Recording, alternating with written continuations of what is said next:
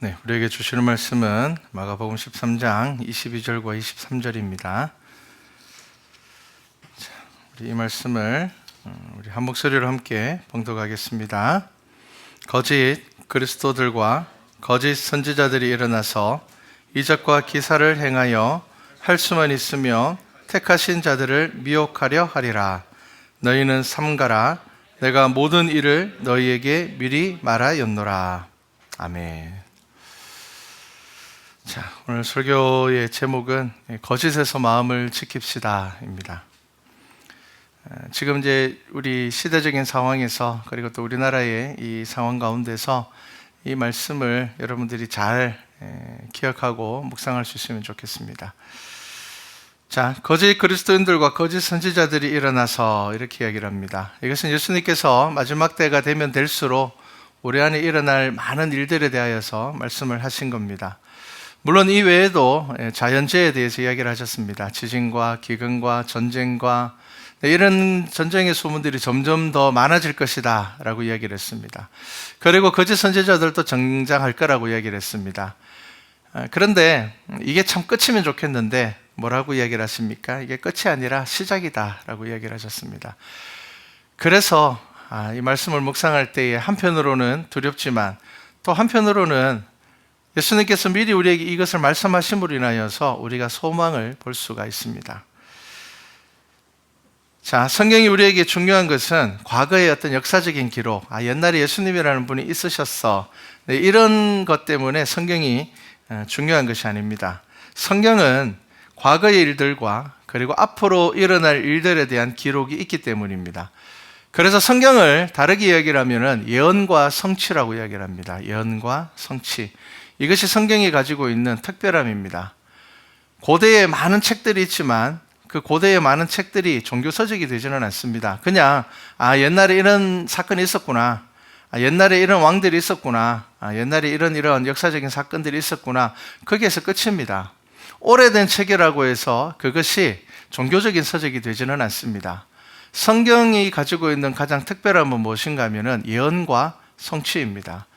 그래서 우리가 금요일날 보았던 것처럼 다니엘서는 주전 600년 때 거의 기록된 책인데 그때 기록된 내용들이 주전 300년 그때에 이루어지는 부분들도 발견하게 되고 그리고 또 예수님의 시대에 이루어지는 내용들도 그 속에 포함되어 있는 것을 보게 되고 그것이 오늘날 우리들에게까지 이어지고 있다는 것을 성경을 통하여서 보게 됩니다.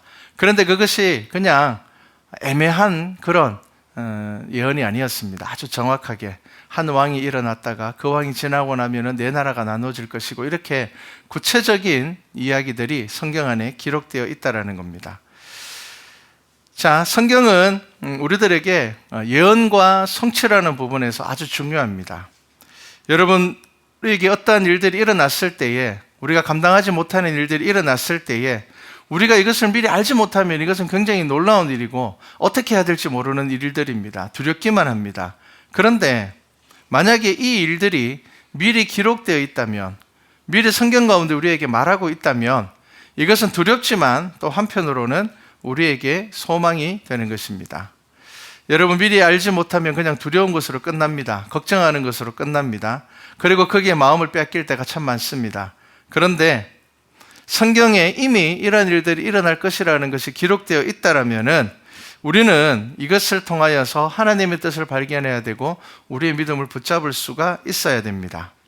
하나님께서 선지자들을 보내신 이유는 뭡니까? 세상에 일어나는 일들 가운데 자연적으로 일어나는 일들이 있습니다. 자연의 질서에 의해서 일어나는 일들이 있습니다. 그런데 하나님께서 선지자를 보내신 것은 그것과 자연적으로 일어나는 일들과 하나님께서 하시는 일들을 구별하기 위함입니다. 그래서 하나님의 뜻을 알게 하기 위하여서 선지자를 우리들에게 보냈습니다. 그러면 오늘날에도 하나님께서는 말씀을 통하여서도 우리에게 이야기하시고 사람을 통하여서도 이야기를 합니다. 그런데 예수님께서는 마지막 때가 되면 될수록 거짓 선지자들이 많이 나올 것이라고 이야기를 했기 때문에 우리에게 그것을 분별할 수 있는 믿음을 가지고 있지 않으면 우리는 우리의 믿음을 잃어버리게 될 겁니다. 여러분, 선지자는 애매하게 이야기하지 않습니다. 예전에 어떤 분이 집사님이 점 보러 갔는데 그 점쟁이가 정말 용하더라고 이야기를 하더라고요. 왜요? 이러니까 나를 딱 보자마자 집에 아픈 사람 있죠? 그렇게 이야기를 하더랍니다. 그래서 제가 그 집사님에게 뭐라고 이야기했겠습니까? 집사님, 40대 넘어가면은 집에 안 아픈 사람 잘 없습니다. 집에 안 아픈 사람 잘 없죠? 그렇게 두리뭉실하게 이야기하지 않습니다.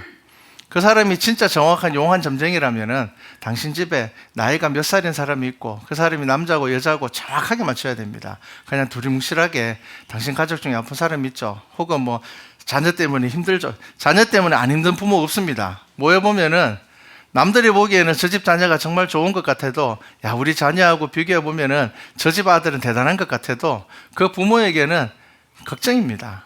그죠? 그런 이런 애매한, 그렇게 이야기를 하는 것이 선지자가 아닙니다. 여러분, 선지자는 정확하게 이야기하는 사람입니다. 제가 여러분들에게 앞으로 더 큰 전염병이 올 겁니다 라고 이야기한다고 해서 제가 선지자가 아닙니다. 왜냐하면 저는 성경 말씀에 근거하여서 큰 틀에서 이야기를 하는 겁니다. 예수님께서 그렇게 말씀하셨기 때문에 앞으로 이 일들이 우리에게 닥칠 겁니다 라고 이야기할 수 있습니다. 그런데 선지자들은 어떻게 이야기하는 사람인가 하면 언제쯤, 혹은 여러분들이 만약에 이 일들에서 지금 돌이키지 않으면 며칠 안에 이런 일들이 생기게 될 겁니다 라고 구체적으로 말하는 사람들이 선지자이고, 그것이 이루어져야 선지자입니다. 여러분, 말만 한다고 해서 선지자 아닙니다. 우리가 보통 거짓 선지자에게 잘 빠지는 이유는 뭐냐면은 그 사람이 한 수십 개 이야기를 했는데 그 중에 한두 개 맞으면 와, 그것만 생각하고 저 사람은 하나님께서 보내신 사람인 모양이다. 그렇지 않습니다, 여러분.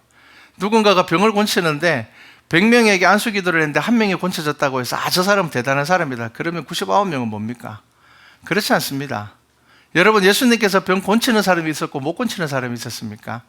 그렇지 않습니다. 예수님의 제자들이 그랬습니까? 사도들은 그러지 않았습니다. 여러분, 잘 아셔야 됩니다. 구체적으로 정확하게 이야기하지 않는다면 여러분 마음 빼앗기시면 안 됩니다. 신명기 18장 21절에 이런 말씀이 있습니다. 만일 선지자가 있어 여호와의 이름으로 말한 일에 정흠도 없고 성취함도 없으면 이는 여호와께서 말씀하신 것이 아니요 그 선지자가 제 마음대로 한 말이니 너는 그를 두려워하지 말지니라. 이렇게 이야기를 합니다. 여러분, 선지자처럼 보인다고 해서 두려워할 필요 없습니다. 그 사람의 말에 정흠도 없고 성취함이 없다면 여러분 두려워할 필요 없습니다. 그는 거짓 선지자이기 때문입니다. 여러분, 거짓 선지자는 두려워할 필요 없고 다른 의미로 조심하셔야 됩니다. 왜냐하면 거짓 선지자가 온 이유가 뭡니까? 우리를 하나님의 자녀 되지 못하게, 우리의 믿음을 잃어버리게 하는, 우리를 잘못된 방향으로 이끌어가는 사람들이 거짓 선지자입니다. 그래서 거짓 선지자에게 미혹되게 되면 내적으로는 교회 다툼이 일어납니다. 교회 안에서 싸웁니다. 옳다. 그 사람을 추종하는 사람들과 그 사람을 따르지 않는 사람들이 싸움이 일어납니다. 외적으로는 어떻습니까? 하나님을 모르는 사람들에게 교회의 권위가 무너지게 됩니다. 그들은 하나님이 없다고 말할 겁니다. 야, 하나님을 믿는 사람들끼리 자기들끼리도 뭐가 옳은지 그른지 몰라서 싸우고 있네. 그럼 하나님 없는 모양이다. 여러분, 그리고 거짓 선지자는 한두 명이 아닙니다. 그리고 그들은 때로는 협력하기도 하지만 그들은 서로 대적하기도 합니다. 왜 그렇습니까? 그들의 목표는 교회를 무너뜨리는 것이고 그들의 목표는 우리의 믿음을 빼앗는 것이기 때문입니다. 그래서 여러분, 성경에서 이야기하고 있는 이 거짓 선지자에 대해서 여러분 잘 보시고 성경적인 기준으로 판단하셔야 됩니다. 거짓 선지자의 첫 번째 모습은 물질적인 욕심을 취하는 사람입니다. 여러분, 억지로 가난하게 사는 사람이라고 이야기하는 것 아닙니다. 물질을 위해서, 이익을 위해서 움직이는 사람은 거짓 선지자입니다. 물질의 부유함만을 추구하는 사람은 하나님의 일을 하는 사람은 아닙니다. 마태복음 7장 15절에 보면 예수님께서 어떻게 이야기를 하십니까? 거짓 선지자를 삼가라. 양의 옷을 입고 너희에게 나오나 속에는 노략질하는 일이라. 이렇게 이야기를 합니다. 여러분, 일을 행함에 있어서 이익이 중심이 되어서 움직이는 사람들은 올바른 선지자가 아닙니다. 올바른 일꾼들이 아닙니다. 그리고 여러분, 그들이 자연스럽게 얻어지는 이익이 있을지는 몰라도 이익을 위하여서 움직이는 것이 그들의 삶의 방향이라면 그들은 반드시 잘못된 가르침을 전하는 사람들입니다. 교회 담임 목사를 청빙하는 과정을 보면 마음 아픈 게 있습니다. 뭐가 있는가 하면요, 여러분 대형 교회는 이력서가 넘쳐납니다. 수백 통씩 옵니다. 그런데 시골의 작은 교회, 가난한 교회, 미자립 교회 이력서가 오지 않습니다. 작은 교회는 오히려 지원하는 이들조차 없어서 목회자를 못 구하는 경우도 많습니다. 도시교회는 사람들이 모입니다. 하지만 시골이나 외곽은 관심이 없습니다. 내가 유학까지 갔다 왔는데 혹은 내가 박사학위를 가지고 있는데 적어도 몇 명 이상 모이는 교회에 가야지 라고 생각을 하고 임지가 생겨도 가지 않는 사람들이 있습니다. 약한 교회는 가지 않습니다. 여러분, 이것은 제가 신학교 시절부터 지금까지 몇 번이나 경험했던 일들입니다. 제가 동기 목사가 유학을 간다 그래서 별로 공부도 좋아하지 않는데 유학을 간다 그래서 왜 유학 가냐? 적어도 유학을 갔다 와야지 적어도 200~300명 이상 되는 교회 담임으로 갈 수 있다.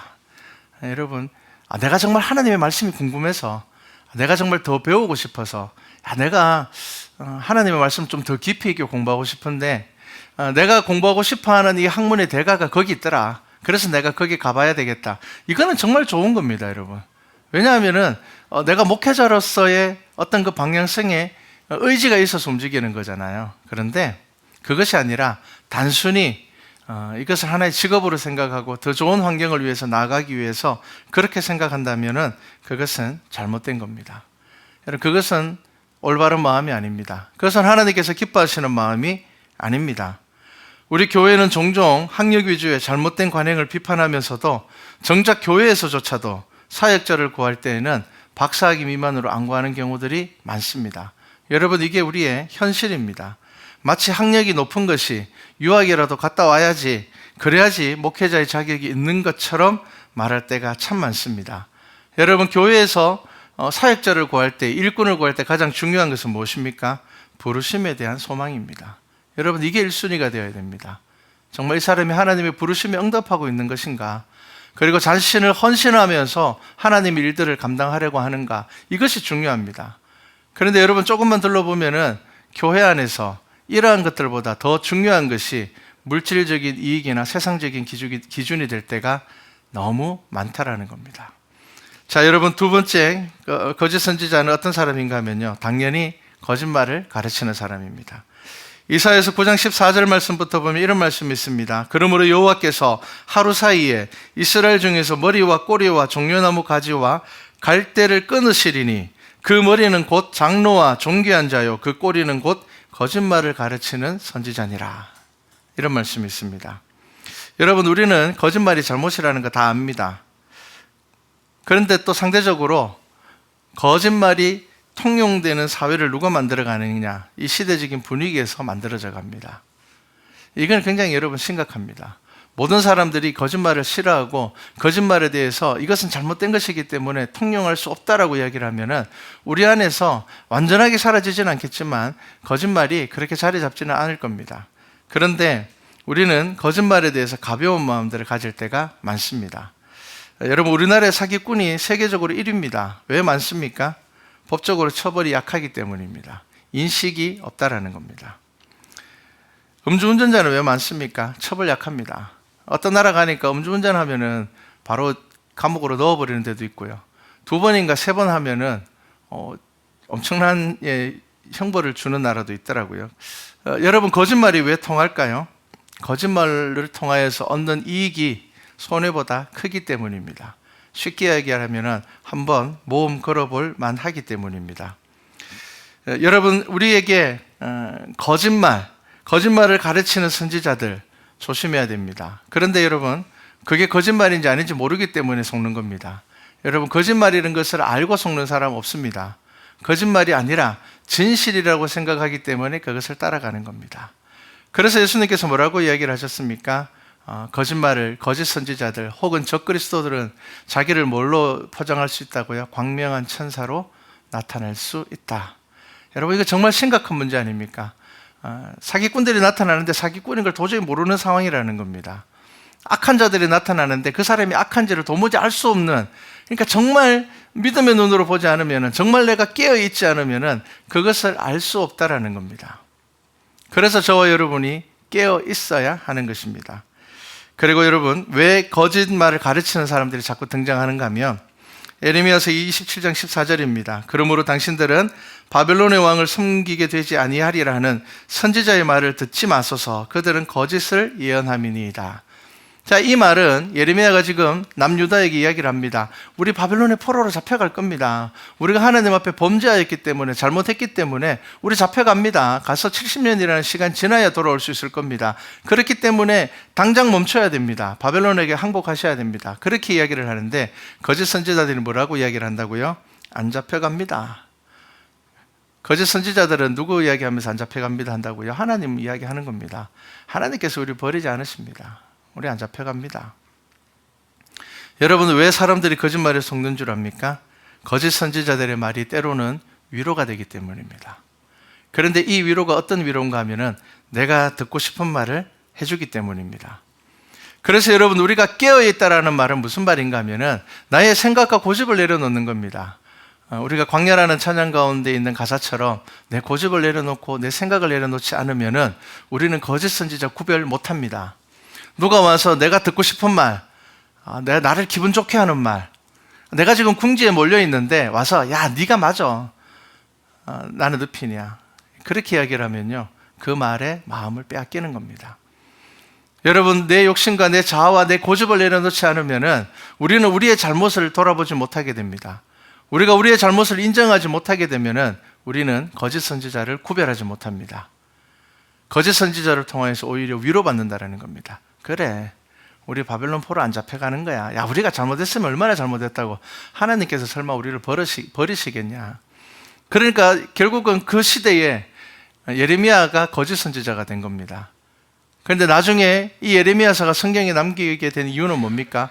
그들이 포로로 잡혀가고 난 다음에 예레미야의 말씀을 기억한 겁니다. 아, 그때 예레미야 선지자가 했는 말이 진짜였구나. 다른 선지자들은 다 우리 안 잡혀간다 그러고 괜찮다고 이야기를 했는데 예레미야 선지자가 그때 우리가 범죄했기 때문에 너희들 잡혀갈 거야, 바벨론의 포로로 잡혀갈 거야 라고 이야기를 했을 때 그 소리가 듣기 싫어서 듣기 싫은 소리를 하는 사람을 거짓 선지자라고 이야기를 했는데 알고 보니까 그 예레미야가 진짜였다라는 겁니다.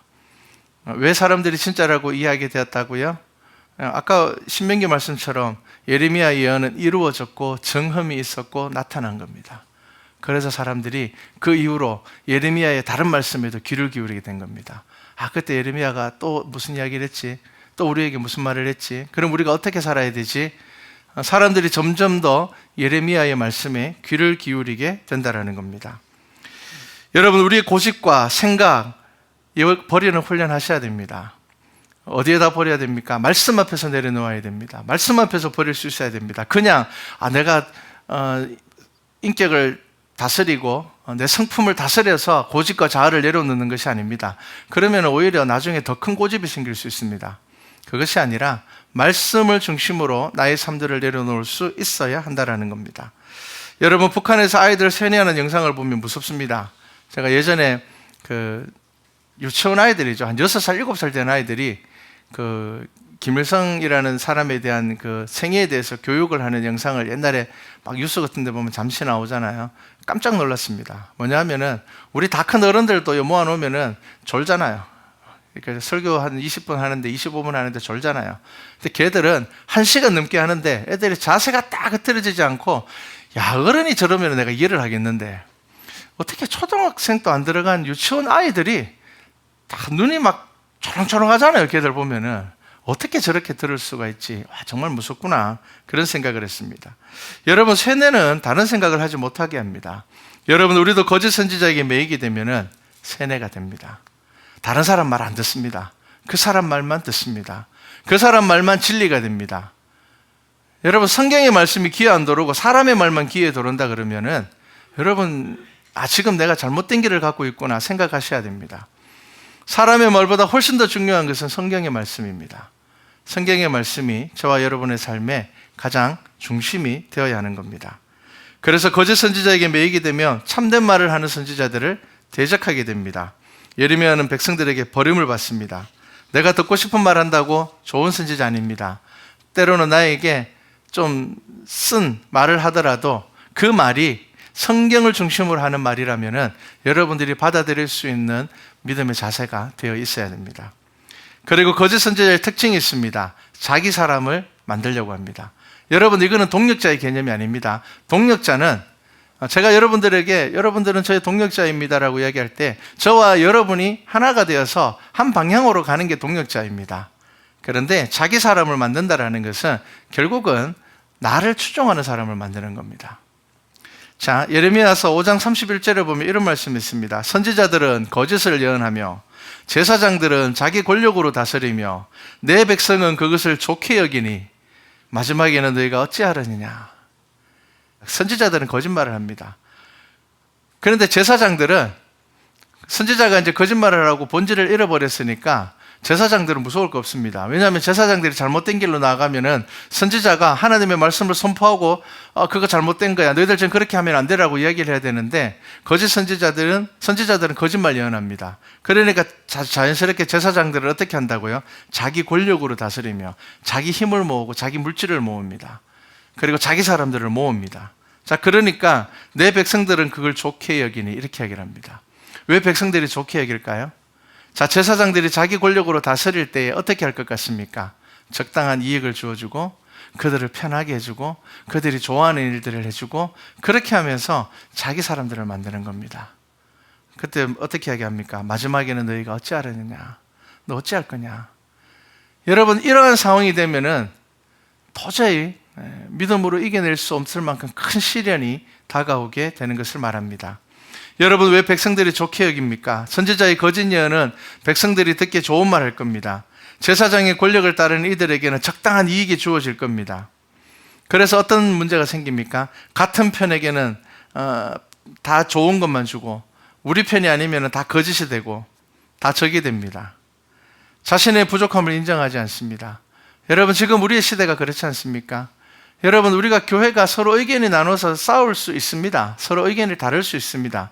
그런데 여러분, 예수 그리스도로 한 형제 된 우리가 원수가 될 수 있습니까? 그렇게 되면 안 됩니다. 이것은 분명히 지금 교회가 잘못된 길을 걸어가고 있는 겁니다. 우리 안에서 의견이 다를 수 있지만 우리는 결국에는 믿음으로 하나 되어야 되는 공동체입니다. 그런데 여러분, 거짓 선지자들은 교회에 들어와서 교회를 나누고 분리시키고 싸우게 만듭니다. 여러분, 사탄을 의미하는 디아블로는 미혹하는 자입니다. 미혹하는 사탄은 교회와 마찬가지로 공동체를 만듭니다. 세력을 만드는 겁니다.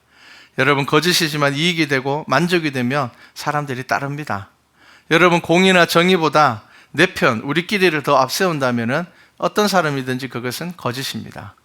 여러분, 우리는 하나님의 편에 서야 되는 사람들이고 우리는 예수 그리스도의 편에 서야 되는 사람이고 우리는 말씀 중심으로 바라봐야 되는 사람들입니다. 여러분, 내 편보다 중요한 것이 뭡니까? 올바른 판단입니다. 그래서 내가 하는 일을 무조건 옳다라고 얘기한다면 여러분, 그거 잘못된 겁니다. 저와 여러분이 완전한 존재가 아닌 이상 어떻게 하는 것마다 다 좋은 것만 택할 수가 있겠습니까? 여러분, 정치인들이 무너지는 많은 경우가 뭡니까? 자기 편에 대한 불공정한 태도이기 때문입니다. 우리가 정치인들을 향해서 가장 많이 하는 말이 뭡니까? 내노란물이라고 이야기를 합니다. 이 말이 안 되죠. 그런데 이 모습은 양쪽 다 있습니다. 우리가 실망할 때 왜 그렇습니까? 똑같은 잣대를 들이대지 않기 때문입니다. 우리 편에 들이댔던 잣대를 상대방에게는 들이대지 않습니다. 상대방에게 들이댔던 잣대를 자신들에게 들이대지 않습니다. 여러분, 이것은 옳지 않습니다. 그렇기 때문에 이 세상에서 정직하게 살아간다는 것은 늘 힘든 싸움입니다. 여러분, 이러한 거짓 선지자들이 우리 가운데 있기 때문에 저와 여러분들에게는 분별하기를 힘써야 됩니다. 요한일서 4장 1절에 보면 사랑하는 자들아, 영을 다 믿지 말고 영이라고 해도 다 믿지 말라라는 겁니다. 영적으로 보인다고 해도 믿지 말라라는 겁니다. 오직 영들이 하나님께 속하였나 분별하라. 많은 거짓 선지자가 세상에 나왔습니다. 한두 명이 아닙니다. 많은 거짓 선지자들이 이미 그때부터 나와서 활동을 하고 있습니다. 영에 속하였다고 해서 저거 영적인 것 같아 라고 해서 무조건 따르면 안 된다라는 겁니다. 뭘 봐야 된다고요? 오직 영들이 하나님께 속하였는가를 보라는 겁니다. 무슨 말입니까? 말씀에 속하였는지를 보라는 겁니다. 그냥 성경에 근거 없이 하는 이야기들이 그럴듯하다고 해서 그 말에 넘어가면 안 됩니다.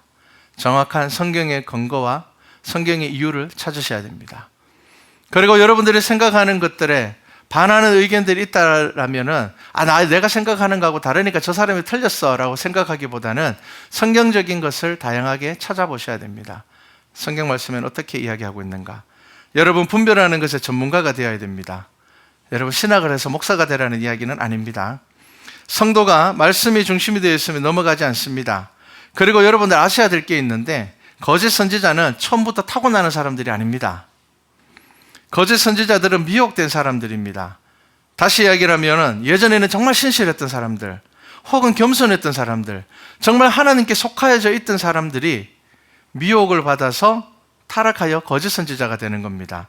그렇기 때문에 지금 잘못되고 있는 것이 분명히 보인다면은, 예전에 아무리 그 사람이 옳은 길을 했다 하더라도, 예전에는 그 사람이 아무리 신실했다 하더라도 여러분, 떠날 수 있어야 됩니다. 여러분, 우리는 옛날 정에 매여서 떠나지 못할 때가 많습니다. 그래도 옛날에 저분이 참 신실했는데, 그래도 옛날에 저분이 정말 기도의 능력이 있었는데. 여러분, 중요한 것은 지금입니다. 왜냐하면은 사단은 앞에 서 있는 사람일수록 무너뜨리려고 하기 때문입니다. 그리고 거짓에 미혹되어서 넘어가는 순간 따르는 모든 사람들이 결단하지 않으면은 그 거짓에 넘어가기 때문입니다.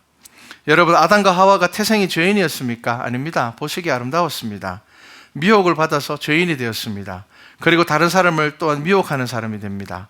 마태복음 24장 4절에 예수님께서 뭐라고 이야기를 하십니까? 너희가 사람의 미혹을 받지 않도록 주의하라. 그렇게 이야기를 합니다. 여러분, 사람을 의지하면 미혹받습니다. 여러분들이 저를 의지하면 안 됩니다. 저는 이 말씀과 찬양교회에 세워진 목회자로서 여러분들에게 말씀을 선포하는 사람입니다. 그런데 여러분들이 저를 목회자로 존중해주고 저를 통하여서 선포되어지는 말씀에 귀를 기울이고 여러분들의 삶들을 돌아보는 것은 당연하고 아주 중요합니다. 하지만 여러분들이 저를 추종하는 사람이 되면 안 됩니다. 구분이 되어야 한다는 겁니다. 그래서 성경은 어떻게 이야기하는가 하면요, 요한 1서 3장 7절에 보면은 자녀들아, 아무도 너희를 미혹하지 못하게 하라. 의를 행하는 자는 그의 의로우심과 같이 의롭고, 이렇게 이야기를 합니다. 가만히 있으면 여러분 믿음 못 지킵니다. 의를 행하는 적극성이 있어야지 나의 믿음이 든든해지는 겁니다. 여러분, 예배를 사모하지 않는 사람이 거짓 선지자를 구별할 수 있을 것 같습니까? 안 그렇습니다. 여러분, 말씀을 사모하지 않는 사람이 거짓 선지자를 분별할 수 있을 것 같습니까? 못합니다. 기준이 없는데. 예배를 사모하지 않고 말씀을 사모하지 않고 나의 개인의 삶에서 기도의 생활을 하지 않는 사람들은 거짓 선지자에게 잘 넘어갑니다. 왜 그렇다고요? 그들은 우리가 눈치채지 못하는 거짓말과 능력을 행하기 때문입니다. 나에게 말씀의 능력이 없고 내 가운데 기도의 힘이 없으면은 거짓 선지자 보면은 따라갑니다. 왜? 오, 대단하네. 야, 어떻게 저런 말을 할 수가 있지? 와, 어떻게 저런 일들을 행할 수가 있지? 이렇게 넘어가게 되는 겁니다. 여러분, 보석 감별사가 있는데 보석 감별사가 진품을 맞출 확률이 평균 90%랍니다. 아주 뛰어난 감별사라고 해도 98%를 잘 넘어가지 못한다고 합니다. 그리고 이름 없는 감별사들, 그러니까 잘 못하는 사람들은 60%까지 떨어진답니다. 기본적으로 보석이 108종류입니다. 그리고 이 108종류 보석에서 파생되어지는 보석이 엄청 많답니다. 그래서 이것들을 다 확인하는 거 쉽지 않습니다. 그래서 여러 도구들을 향하여 가지고 몇 번이나 확인을 해서 이제 모든 방법에서 다 진품이라는 것이 나올 때 결과적으로 진품이라고 이야기하는데, 그렇게 해도 뛰어난 감별사도 98%를 넘기지 못한다고 합니다. 그래서 귀한 보석일수록 한 명에게 감별을 맡기지 않고 이름 있는 감별사들 여러 명에게 돈을 들여서라도 여러 명에게 감별을 시켜서 모든 사람들이 다 보석이다라고 이야기할 때 비로소 보석이라고 이야기를 한다고 합니다. 여러분, 아마추어들이 제일 많이 속는 이유는 뭐겠습니까? 어떤 보석 보면 보석이라고 생각합니까? 우리는 보기에 예쁘면, 반짝거리면, 맞잖아요. 저와 여러분은 뭐 보석 기준이 뭡니까? 잘 반짝거리면 보석이에요. 그러면 가짜를 만드는 사람들은 어떻게 만들 것 같습니까? 아주 반짝거리게 만듭니다. 그러면 저와 여러분은 그냥 그게 보석이구나 넘어갑니다. 그런데 감별사들은 그게 기준이 아니라는 거예요. 눈으로 암만 예뻐 보여도 정확한 도구들을 통하여서 테스트를 해야지 이게 진짜인지 거짓말인지 가짜인지가 나오는 겁니다. 여러분, 거짓 선지자를 구별하는 도구는 말씀밖에 없습니다. 왜냐하면 교회가 성경의 진리 위에 세워졌기 때문입니다. 여러분, 성경의 말씀을 추상적으로 이야기하는 사람이 있다면 그거 거짓말입니다. 우리 요즘 종종 이런 이야기 듣습니다. 사랑의 하나님이 모두를 사랑하지 않으시겠습니까? 차별금지법에 찬성하는 이들이 이렇게 이야기를 합니다. 하나님은 사람을 차별하지 말라고 하셨습니다 라고 이야기를 하는데, 여러분, 이것은 추상적인 댓글입니다. 정확하게 성경에 근거를 대야 됩니다. 여러분, 성경에 확정하여 말씀하는 부분을 다르게 이야기한다면 그것은 거짓말입니다. 여러분, 만약에 예수님은 사람을 차별하지 말라고 하셨습니다, 그렇기 때문에 우리는 사람을 차별하면 안 됩니다, 이거 굉장히 듣기 좋은 말이고 좋은 말인 것 같지만, 이렇게 생각한다면 예수 믿는 사람만 구원받는 것도 차별입니다. 이게 차별 아닙니까? 이렇게 나가다 보면 종교다원주의로 가게 됩니다. 여러분, 진리에 대하여서는 성경이 명확하게 이야기하고 있습니다. 예수 외에는 다른 이름으로 우리에게 구원받을 이름을 주신 적이 없다라고 성경은 이미 잠궈 놓았습니다. 오직 예수 그리스도의 이름만으로 구원받을 수 있다라고 성경은 이야기를 하고 있습니다. 그렇기 때문에 여러분, 감정적인 해석이나 감정에 호소하는 말에 여러분들이 쉽게 마음을 빼앗겨서는 안 됩니다. 성경은 우리에게 이미 예수 그리스도라는 이름을 확정했습니다. 여러분, 거짓 선지자의 말이 빠지면 어느새 하나님과 인간은 동격이 되어버립니다. 그래서 내가 이해하지 못하는 하나님을 인정하지 않으려고 합니다. 그런데 성경은 선지자들조차도 뭐라고 이야기를 합니까? 내가 어떻게 하나님의 뜻을 다 알겠냐? 나는 진흙일 뿐인데 내가 어떻게 토기장의 마음을 다 알겠냐? 나는 하나님께서 내게 보여주시는 그 말씀에 순종하고 따를 뿐이라는 겁니다. 여러분, 믿음이 깊어지면 깊어질수록 우리는 하나님의 말씀에 절대적으로 순종하고 복종하게 됩니다. 여러분, 그래야지 거짓 선지자들에게 빠지지 않게 됩니다. 죄에 대하여서는 단호해야 되지만 죄인에 대하여서는 우리는 긍휼과 사랑의 마음을 가져야 됩니다. 여러분, 영적인 분별력을 가지려면 영적인 사람이 되어야 됩니다. 영적인 사람이 되어야지 예수님께서 이야기하시는 성령의 열매를 볼 수가 있습니다. 예수님께서 뭐라고 이야기를 하셨습니까? 열매를 통하여서 그 나무를 알 수 있다고 이야기를 했는데, 그 열매가 뭡니까? 성령의 열매예요. 그러면 여러분, 성령의 열매를 보려면은 저와 여러분이 영적인 사람이 되어야지 성령의 열매를 볼 수가 있습니다. 우리가 영적인 사람이 안 되면 우리는 사람을 어떻게 판단한다고요?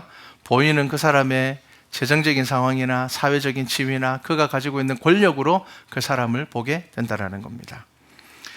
고린도전서 2장 14절 말씀입니다. 육계에 속한 사람은 하나님의 성령의 일들을 받지 아니하나니 이는 그것들이 그에게는 어리석게 보이며 또 그는 그것을 알 수도 없나니 그러한 일은 영적으로 분별되기 때문이라. 여러분, 영적인 삶을 살지 않으면 영적인 열매를 보지 못합니다. 그러면은 영적인 열매를 보지 못하기 때문에 거짓 선지자를 따라가게 됩니다. 그리고 영적인 것을 보더라도 그가 하나님에게 속하였는지 성령의 열매를 맺는지를 보셔야 한다는 겁니다. 우리는 성령의 열매를 보지 못하고 그 사람의 열매, 육적인 열매를 볼 때가 너무 많습니다. 제가 여러분들에게 오늘 거짓 선지자에 대해서 이야기하는 것은 이 시대를 살아가면서 여러분들이 분명한 믿음의 기준, 성경의 기준을 가져야 되기 때문입니다. 여러분, 거짓 선지자를 유의하시기 바랍니다. 여러분, 거짓 선지자를 따를 필요가 없습니다.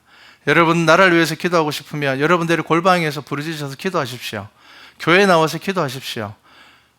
예수님께서 저와 여러분들에게 교회를 주신 이유는 바로 이 자리에 모여서 우리가 함께 기도하며 하나님께 나아가기 위함입니다. 그렇기 때문에 우리가 정말 하나님 앞에 나아가야 될 일이 있다면 우리 스스로 먼저 겸비하여 말씀 앞에 나아가야 할 것입니다.